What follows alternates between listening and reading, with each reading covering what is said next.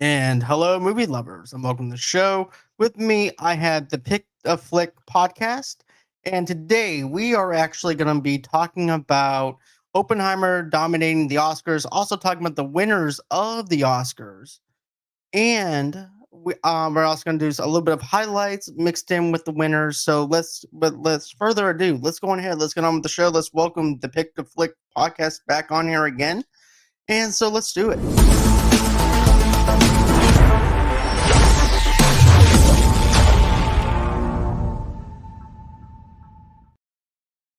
And hey, man, how are you? Doing good. How about yourself? Doing fantastic. It's always a good time to be able to talk about some Oscars and Yeah. just having a good time doing this. I'm glad that I ended up inviting you again for this segment because last year we did a whole bunch of predictions. This time we didn't do. We held the predictions to ourselves versus Right. going live with it, which I thought was a little bit more of a better way of actually doing it, to where we can say, well, what we were hoping to win and then what came out of it. So let's Mm. go on ahead. Let's talk about some of the highlights from the Oscars. First off, I just thought that the joke with Robert Downey Jr. and Jimmy Kimmel was really good. And RDJ definitely, he was just laughing out loud about it. He didn't really say anything mean about it or anything like that. He Or took it or like a was champ. he laughing? At the end of the day, he's a guy disguised as another guy playing the guy. Another guy. Yeah, exactly. Mm. But he had like the last laugh because we're going to get into that a little later. But Yeah.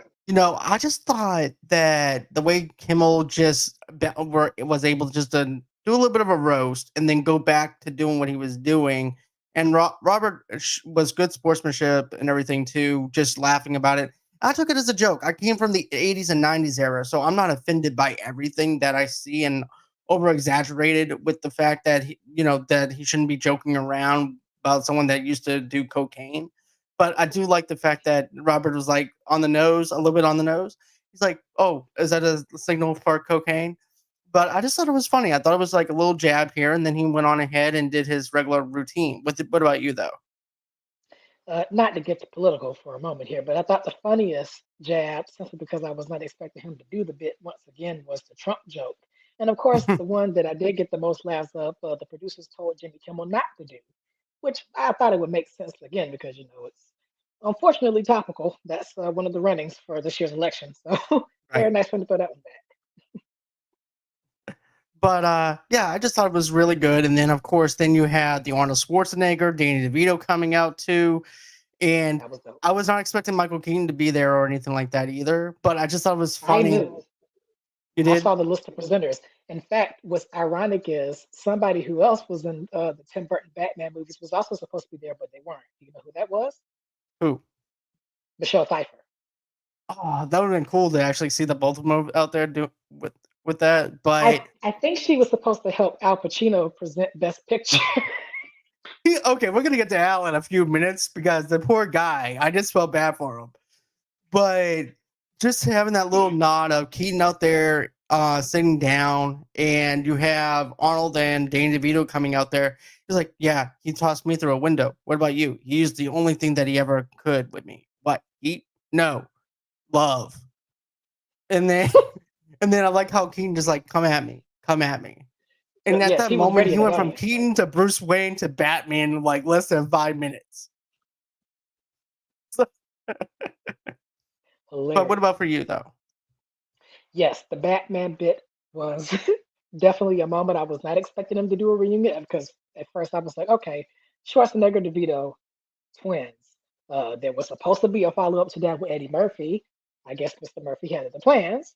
So when I He must realized, have been like, over oh there shoot, with Michael Michelle Keaton's there too. Pfeiffer and decided just not to worry about even presenting. Right. And then when I remember Michael Keaton presented earlier, I was like, oh, that's another reason why it's a reunion on a reunion. So I thought that was a clever bit. Exactly. But okay, so I like that. And then you go into the other thing with John Cena, where basically Jimmy Kimmel says, a couple of years ago, there was a naked man that would come across the screen.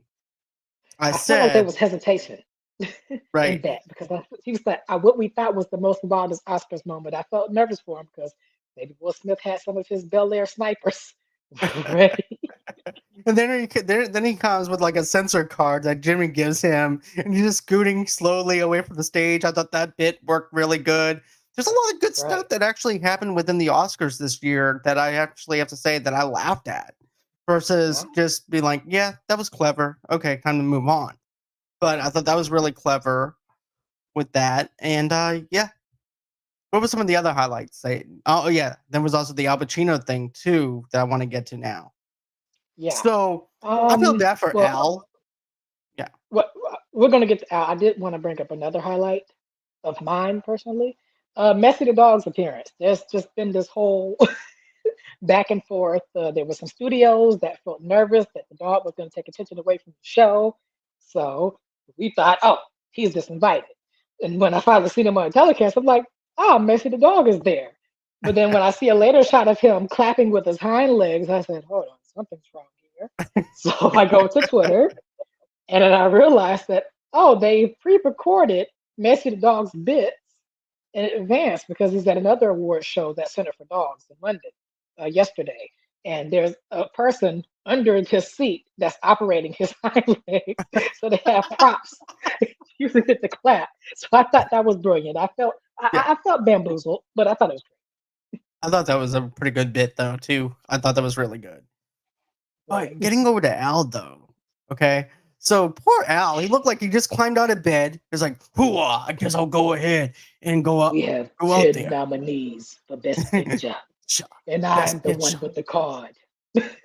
I'm going to show it to you right now. Like, Now, I know the people in his ear was like, Al, you're supposed to read the nominees. Al, the nominee. I'm Al Pacino. I'll tell you what to do. I already I'm going know. to open it right now. Hooah! But the Look. contrast going from Oprah at the Golden Globes proudly singing, the winner is Oppenheimer, to Al Pacino says, my I see Oppenheimer. Yeah, Yeah, good yeah. job. The producers, what happened? Why y'all clapping? Okay, Al, exit to your left. Stage left. Okay. All right. I gotta go back to my nap now. Very fitting for the way I thought the bomb scene in the actual Oppenheimer movie ended up. I was like, well, that's fitting. Delayed, Right? But I'm happy that Nolan was able to win his first Oscar, to be honest with you. which is wild to me. That's crazy. It was. Out of all the things, it would be an atomic bomb. Going but I'll be honest with you. I thought that it was gonna be a tie between Killers of the Flower Moon and Oppenheimer. I thought it was gonna be narrowed down to those two films that the Academy would actually have a hard time with, because Hmm. I liked Killers of the Flower Moon a little bit better than Oppenheimer. Same here. But I understand with the cinematography. I understand with the overall direction and things like that, and the way that it was shot. I thought it was handled right, and that Oppenheimer was actually the right winner for it. Even though in my eyes I wanted Killers of the Flower Moon to win. So Yeah, I thought that it was actually perfect on the way that it for that. and there was an upset there that I'm sure we'll get to when we break down the categories in detail. Exactly. So, okay, so first off, we actually have Killian Murphy, who won Best Winner for Oppenheimer. Best actor, Yeah. best winner. Well, he did win. He was actually the Right, best one out of the job. What can I say? because Uh, I'm Irish. I won. but I thought his role for Oppenheimer was really good. He was believable. I really thought he was just this guy who is basically the smart person, and he's trying to build this atomic bomb. He's also trying to teach.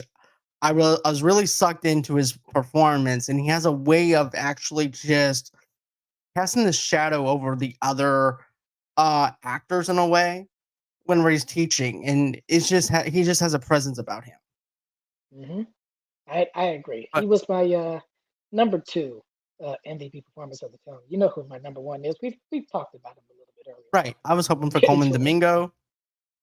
Yes, I was Or, telling you, over the past couple weeks, Colman Domingo, he's been in the business for a long time. He's starting to get his due worth, and I do think he has a lot of interesting projects on his roster, such as the Michael Jackson biopic, where he's supposed to be playing Joe Jackson, and a prison movie called Sing Sing, which has been getting praise at film festivals. It's playing South by Southwest. I think it recently played it already in Toronto Film Festival last year. That can get him a shot next year. So I think he's going to come Right. back sooner or later. I think so too. And I think it's only a matter of time before Coleman wins his first Oscar. Like you said, it takes a while to be able to to win an Oscar. Anyways, look how many years it took Leonardo DiCaprio to win an Oscar and everything, Yeah. all those roles. And finally he gets his due. So I'm actually happy that Coleman was at least nominated and thought of, because he does a fantastic job at playing that role for Rustin. So I thought he did a really good job of playing that role. Like you said, this is like the World Series, and it's hard to actually talk. Everybody has to have their A game, and everybody has to bring their best.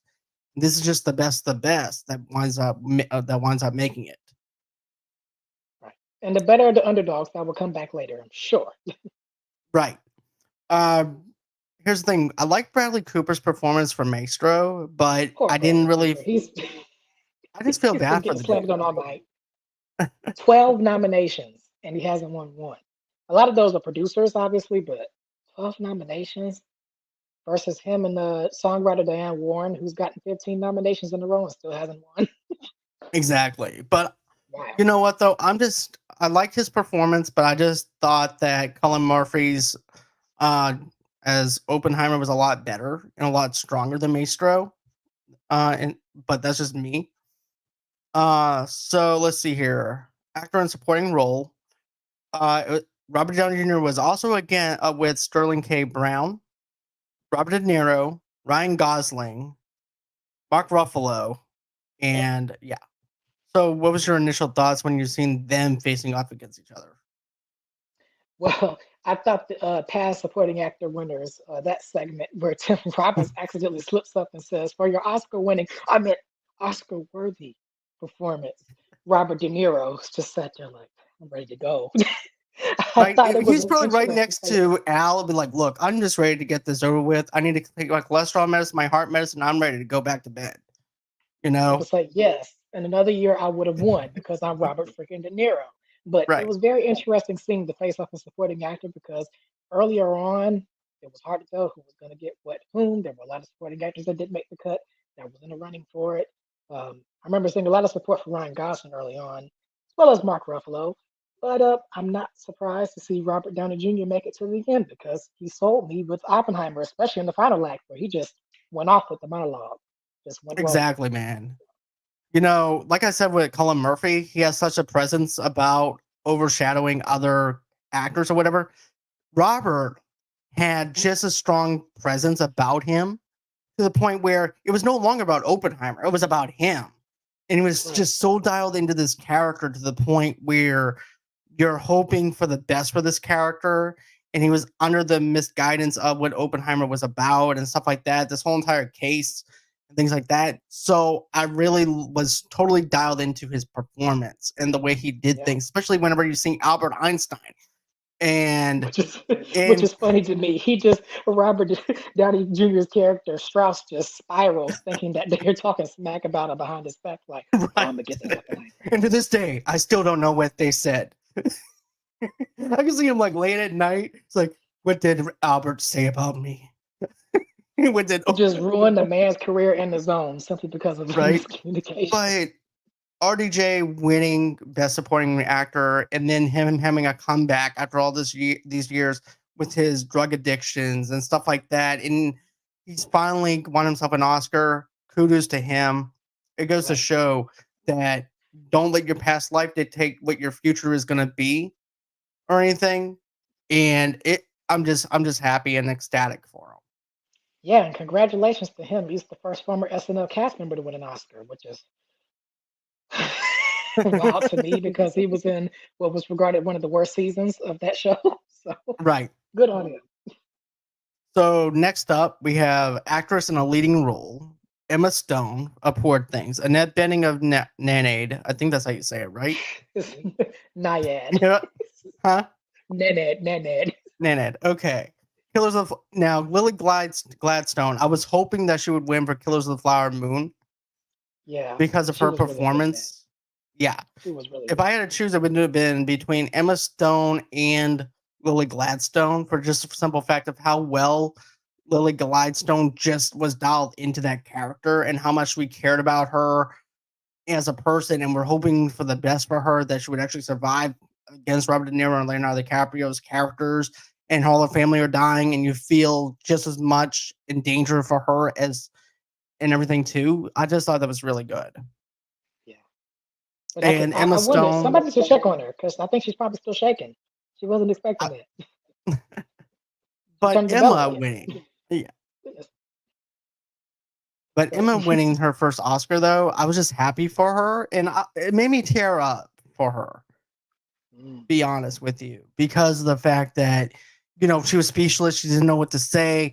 It was her first Oscar, and she was talking about was like the strap in the back of her dress broke, and I just thought that she was just so thankful and so humble over the fact that she won. And also too, I want to go back to RDJ for a minute, where basically he said, "I want to thank my lawyer too for all this stuff." Yeah, but Emma winning, fantastic. What's your thoughts on Emma winning? yeah, Emma did a great job with Poor Things, and of course, I think she was nominated as a producer as well. Obviously, it wasn't as favorite to win Best Picture, but seeing her just so emotional over that. And I heard you say that it was her first Oscar win. I think this is her second or third because she won That's right, for La La Land. Yeah, yes. that's right. How La could La you Land. forget that mix up? Kimmel referenced it this year as well. Sorry, how dare I forget about La La Land, the greatest cinematic musical in history of cinema. No, that's Moonlight. I'm kidding. Don't do that to me, Wes.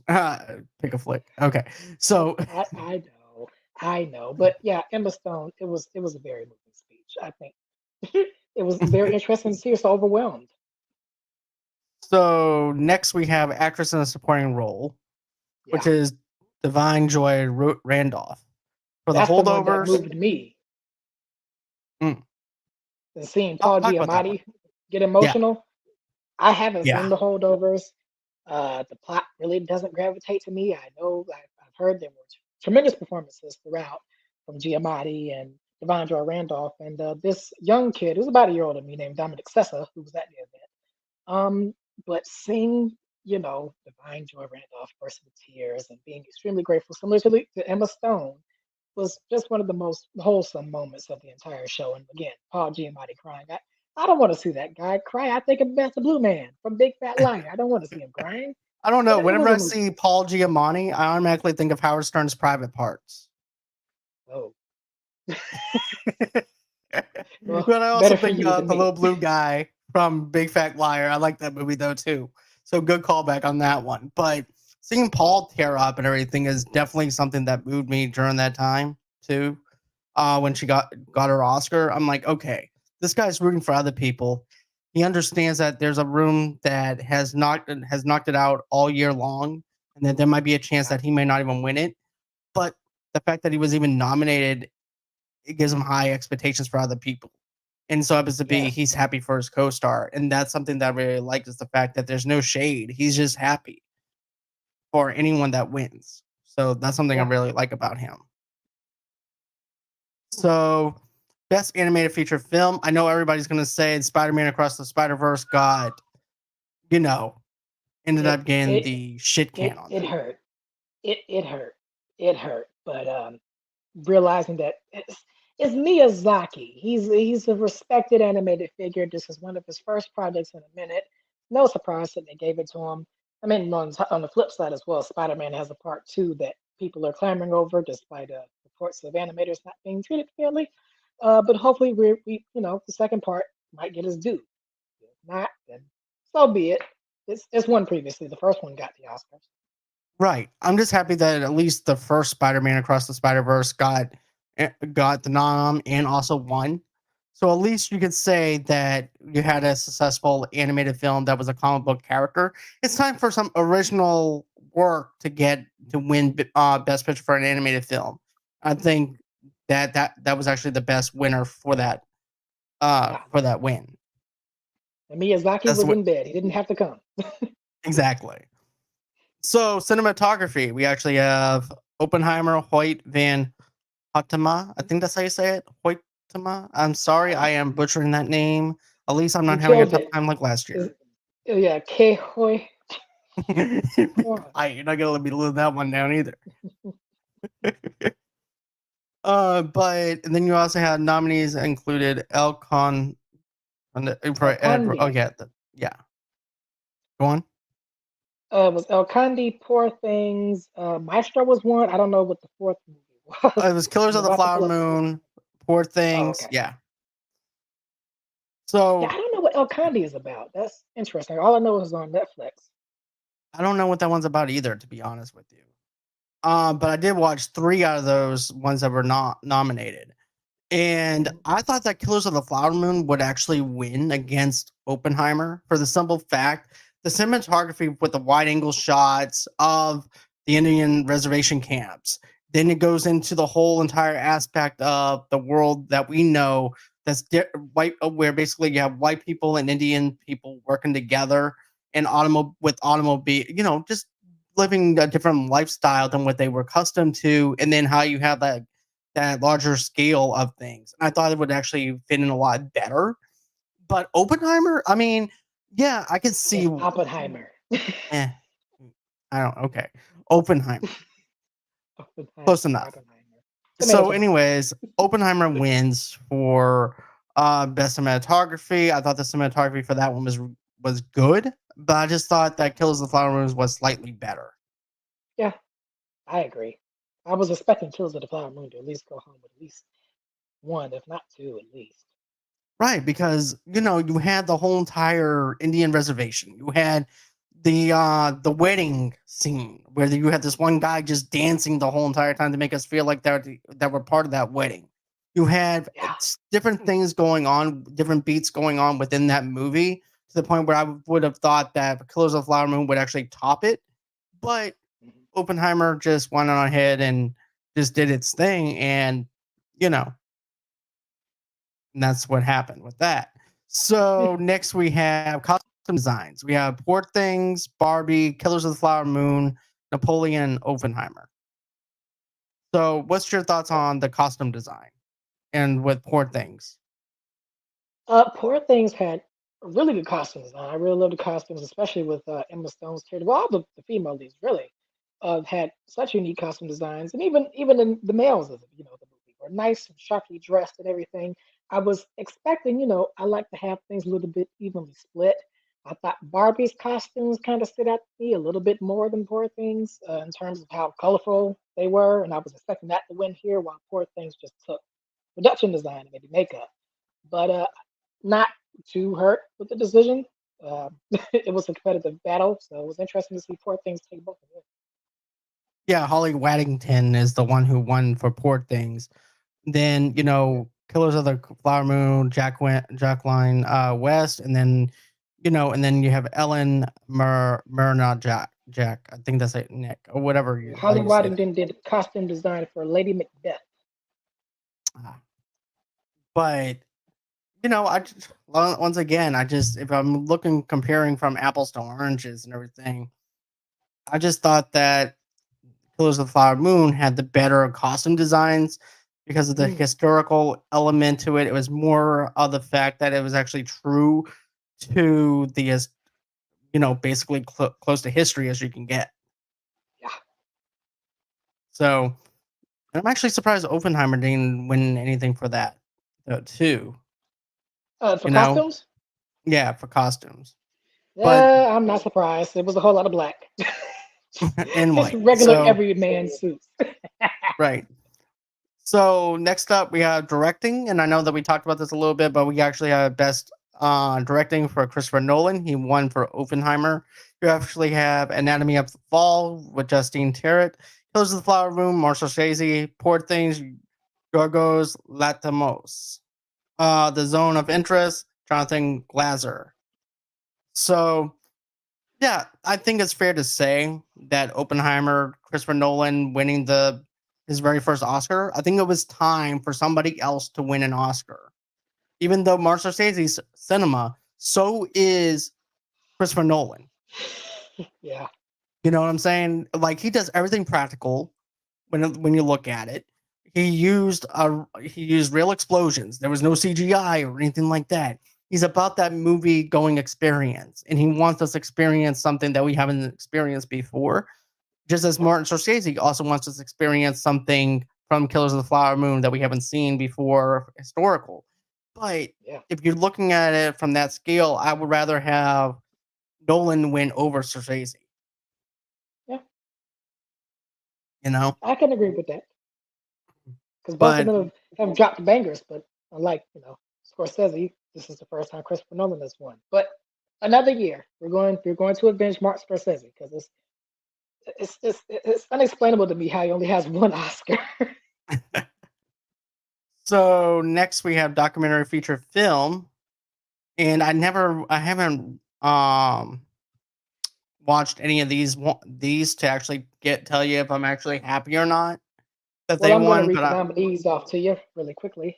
sure thing. 20 Days of Mario Poe was the one that won, but the other nominees were Bobby Wine, The People's President, The Eternal Memory, Four Daughters, and To Kill a Tiger. I've heard praise about some of the other documentaries, but unfortunately, like the shorts, like once again from your last year, that got the short of the stick. I'm going to do better with it. Try to at least watch one that's nominated next year. But I've heard a lot of good things about 20 Days of Mario Poe. So Okay, something Ukraine related, I believe, okay, because there was a I good speech gotcha. about Ukraine. What happened in 2021 to 22 between Ukraine and Russia. So Yeah. very interested to see. Okay. So next we have the documentary short film, and I did watch this one because this one was actually sent in to me, and it was for the last repair shop. And I just want to say this: I thought that the last repair shop was really good. And if anybody's wondering what the last repair shop is about, it tells the story of four unassuming heroes who ensure to no student is deprived of the joy of music. It also is a reminder of how music can be the best medicine, stress reliever, and even an escape for poverty. And I like how they're going into detail of how they fix these kids' instruments who don't have money or anything like Mm, that. So they send in their instruments, they go on ahead, they fix the original instruments and everything and fix them up, and then they send them back to these kids. And you don't even and they said, look, I don't even know who these kids are or anything like that. I'm just fixing an instrument. I'm just doing my job. And then in the documentary, you see the kid receiving the instrument, and it's a tearjerker. It'll make you cry. Just on the fact that someone's this repair shop's been in business for centuries, repairing other people's stuff, and I just really enjoyed it. I just really enjoyed this documentary a lot. It's very moving, impactful, inspiring, and all that jazz. That I just want to say that. Um, great. Now, the ABC's of book banning, I have heard of it, but I didn't get a chance to review it. I had that one sent in to me too by the Holy Shorts Film Festival. I have to go back and look at my emails and stuff. But the Barber of Little Rock, I haven't gotten one for that. Island in Between, I didn't get one for that. And Nene And Nine Nine and the Wapipia. Wife. Hmm, So yeah. okay. So Yeah, now we're I gonna feel go. bad because the only short you're going to mention it for live action short when you get to it. That's the only one I've heard of this list. So the next thing we have is documentary short film. No, no, no. We already did that. Film editing. My bad. I'm actually going up Oh, on my stuff. So now we're going back over to the big blockbusters and stuff like that now. So we got Oppenheimer, Jennifer Lame, who won for film editing. We also have Anatomy of a Fall by Lertit Sachel. The Holdovers by Ken Tint, Killers of the Flower Moon, Delma Schoonmaker. And Poor Things, You Go Go's Prophet don't don't right don't up. don't don't don't. The last name is difficult for me too. I'm sorry. No, it's okay. But yeah, best film editing definitely deserves it for Oppenheimer. I'm happy that she won for that. Um, so let's see. We actually have international feature film, The Zone of Interest, Yes, Io Capitino, Perfect Days, Society of the Snow, and The Teacher's Lounge, which I haven't seen any of those. I've heard things about Society of the Snow as well as the Zone of Interest. I think Society of the Snow is Spanish. It's on Netflix. So another one to put in the watch list since it was nominated later. Okay, good to know. Okay, so Now, dropping down to makeup and hairstyling, we actually have Poor Things, who won: Nadia, Stacy, Mark Collier, and Oui, Josh. oui. Well, you know what? You're Josh. better at this than I am. Okay, I'll read them off. The other nominees were Golda, Kevin Hartley Thomas, Susie Bettersby, Ashford Kelly Blue, Maestro, Kazuhiro, Kay Giorgio, and Laurie McCoy Bell, Oppenheimer, Louisa Abel, and Society of the Snow, and Lopez Puj Puigsever, David Marti, and Matsi Rebe. Poor Things, again, I'm not surprised when makeup and hairstyling because I thought that was the most interesting part of the movie in terms of most of its wins. Willem Dafoe's in particular was some good And I have makeup. to say, And Maestro was also another one of those things where it's like black and white, and then it goes into color and stuff like that too. And a lot of black and Poor white. Things to me, huh? A lot of black and white in some of these movies going on. Yeah. But Poor Things for me actually stands out just for the simple fact of how the hair and makeup is and stuff like that, and making us believe that they were in that period as well. So yeah. So music, original score: Oppenheimer, American Fiction, Indiana Jones and the Dial of Destiny, Killers of the Flower Moon, and Poor Things. Yes. So I'm happy about Oppenheimer winning the best original score. I had a feeling that Indiana Jones and the Dial of Destiny was not going to win anything for that. You know, as much as I like John Williams, I just don't see him winning for that one. I kind of wanted to see it win for the chaos, just like another category that we'll get to. Okay. But Robbie Robertson for Killers of the Flower Moon, He did his um, thing for the score. I loved it. the score was great, man. I remember when we did our trailer reaction for that, we were Yes. just getting down on that whole Just entire vibing like we were in the car in Wayne's World. Just exactly. yes. Instead Good. of listening to like Bohemian Rhapsody, we were just listening to Native American music, and it was just great. It was really great. That was one of the other things that kept me going. The score for sure. Yeah. Music for original sounds. What Was I Made For from Barbie? Billie The Eilish, yes, Billie Eilish and Venice O'Connell. her The brother, Fire yeah. Inside from Flamin' Hot Music and lyric by From Diane Warren. 15-time nominated Diane Warren. I'm just kidding. And it went away, and yeah, I'm not gonna say that. Wazasi, a song for my people from the Killers of the Flower Moon. That was one of the performance highlights for me from the event. As well as I'm Just Ken, obviously, because Ryan Gosling put his all to that. The other ones, I like John Batiste. Didn't really stand out to me. Probably because those other two song nominees only got 2 minutes. Right. They're pretty much like, you get 2 minutes, that's it. Next. Not a minute Yeah. over. But I wanted to see I Just Ken win for the chaos. I don't know. I was hoping Song for My People would actually had won. Do a little something different, Yeah. you know, because I don't know. I just wanted something different this year compared to what we're normally getting. You know. Right. Yeah. That song was really well performed at the Oscars. But at the same time, I'm not surprised with the final result. It's Billie Eilish. She's one of the most popular younger pop stars in the current day, and I think the first to win 2 Oscars. Yep. So there you have it. So Beyonce. next, yeah. So next we actually have Best Picture, Oppenheimer. You know, they wound up Well, winning. Yeah, my eyes see Oppenheimer. yeah. Production designs. We had Poor Things, Poor things. Barbie, Killers of the Flower Moon, Napoleon, and Oppenheimer. And So let's see. Best sound. The Zone of Interest won that one, which I heard was an inspired pick. Wish I would know. I'll check the movie out at a later time. Yeah, no other nominees for that category were The Creator, Maestro, Mission Impossible, Dead Reckoning Part 1, and Oppenheimer. Think that was a good pick? yeah, I think so. I think the Zone of Interest was actually a better pick than the Creator and Maestro.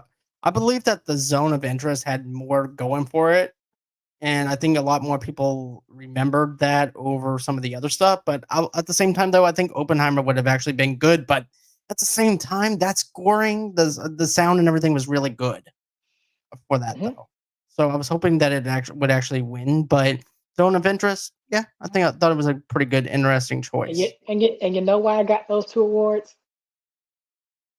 Why is that? You really want to know why? You know what they say About about those war those movies. war movies. You know that Exactly. the I adage need is to get you a always T-shirt that say says the that. Academy. Yes. But You we know have this. production. Next, we have production design. We did that one. Visual effects. What Yeah, do you call that's it? right. Let's see here. Animated short film. Oh yes. My year of dicks. I'm just kidding. No, that War was is last year. War is Over, inspired by the music of John and Yoko. Letter to a right. Pig. 95 cents census our uniform, and yeah, that Taxidermy, I think. thank you. If I'm wrong, I apologize. But yes, this is the first and only category to have this winners mention Fortnite in the speech. So there's that. But I haven't seen any of these, and I remember maybe getting an email for Letter to a Pig, but I never got a chance to actually review it. I had some other stuff going on at that time where I couldn't do that as much as I wanted to. Live action short, we have The Wonderful Story of Henry Sugar. I meant The to check that After out a Invents. long time ago. Yep. But what's your thoughts on this? Or I think once I see it, I could say it's an inspired pick, but I haven't seen it. But I do know that I think this is Wes Anderson's first Oscar. He wasn't even yeah, there that for was it. that was his first Oscar. Wow. After 22 years of being nominated and everything, that was his first Oscar. Wow. But yeah, I think it was an inspired pick. Good on Wes Anderson. He's made some good movies. I know Asteroid City got more into Polarized again, so to kind of follow that up was definitely a good choice. Yes, And I'm sure he's definitely. happy at home with his Oscar. He didn't have to go.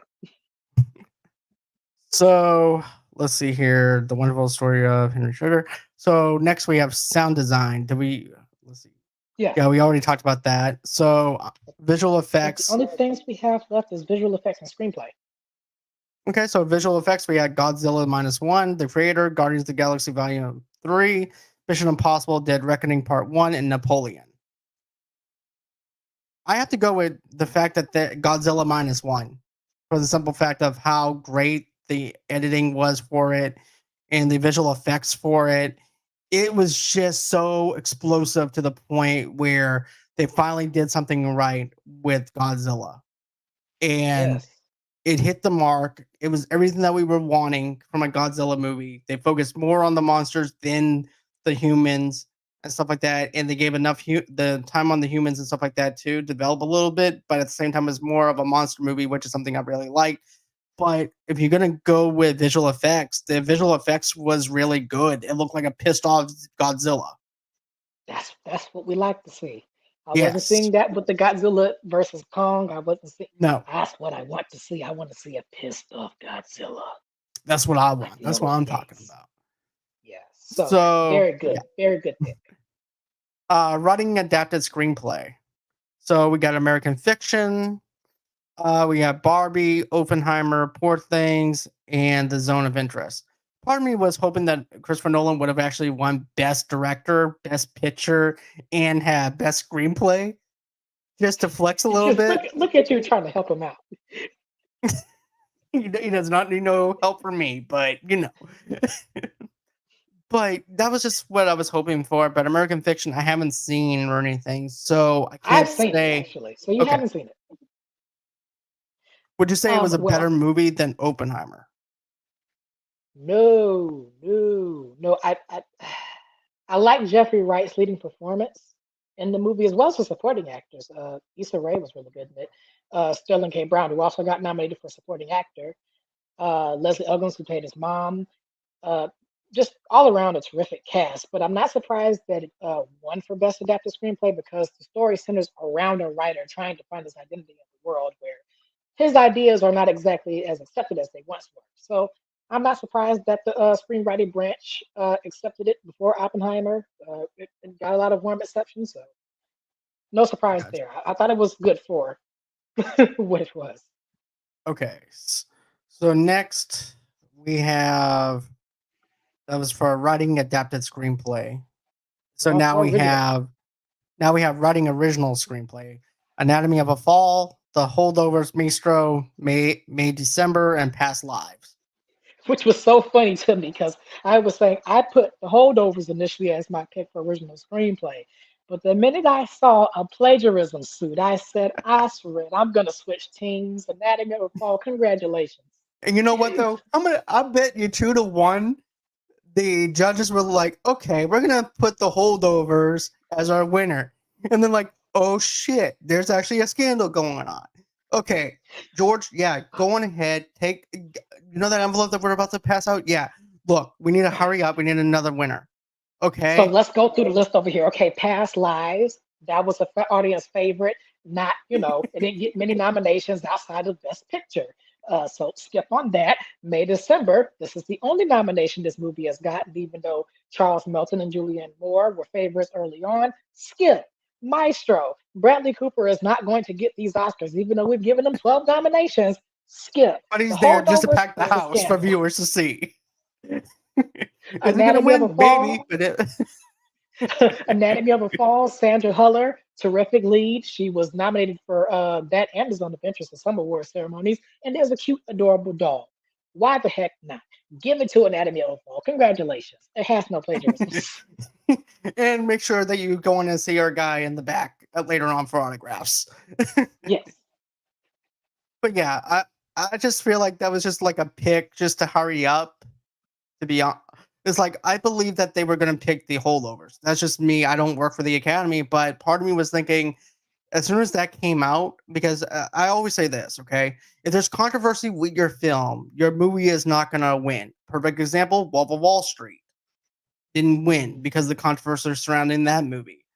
So, and then you also had the other controversial thing that happened with that that country western movie that came out, Oh, The Power of the Dog. Sam The Elliott Power of had the an issue Dog. with it. So I didn't yeah, like you that had movie. yeah, so therefore you had drama with that. So therefore they didn't. So therefore, because of that, that's why, you know, it didn't win. So that's what I'm going to say. Controversy never wins at the Oscars. So, Yeah. but yeah, all in all, I thought it was a great Oscar season. I believe they got some things right. Of course, you're going to get a couple of snubs and stuff like that, but that's actually normal. You know, Yeah. coming coming at different angles because, like I said, think of this as the World Series. Everybody has to have their A game, and everybody has to have the best game for the whole entire season. It's just that the other person did a better job than you did and outshined you Thanks. and outplayed you. And that's all it is. I know I'm using sports analogies, but that's the perfect example that I can actually think of whenever I try to explain people about the Oscars. It's like the World Series. This is the World Series for film. And some people will go on ahead and win awards. Some people won't. Some people need to go on ahead, just keep on doing what they've been doing, and keep on doing it. And I have nothing but faith in Coleman Domingo. He's gonna win Best Picture hopefully next year. He, well, actor, yeah, yes, but he's going to spin the block for a Sing Sing or the Michael Jackson biopic or the Nat King Cole biopic. Either way, I'm sure he will be nominated again within the next 2 years. Yes. So, with that being said, that's going to be it as far as our Oscar talk goes and stuff like that. Is there anything else that you want to add to this before we sign off? Oscar tacos. That's funny. With that being But said, yes, guys, I hope that you guys enjoyed this. Don't forget Wednesday night. I actually have Rossie coming on the show. We're going to be reviewing the very first Twister movie that came out in '96. So go ahead, get your popcorn and everything, and enjoy that review when we go live for that. 8 o'clock Central Time, 9 o'clock Eastern Time for that. And I do have a huge announcement coming up later on within the week of another oh, special guest that I'm going to be interviewing. I'm not going to tell you who it is, but just know that I have someone big coming on. Is it Coleman Domingo? It might be. It may is it not Henry be. Cavill? It may be Bradley Ooh, Cooper. Wait, never mind. Bradley's busy. I'm sorry, Bradley. You're still sitting there in the Oscar building. don't bring up Bradley Cooper. He's still there. still there. Sorry, how dare I? Well, anyways, guys, that's going to be it as far as the show goes. I hope everyone has a great and safe night. And always until next time, thank you for everyone that's tuning in on Instagram and also on Facebook and YouTube. But we do appreciate it. Always until next time, guys. Bye-bye.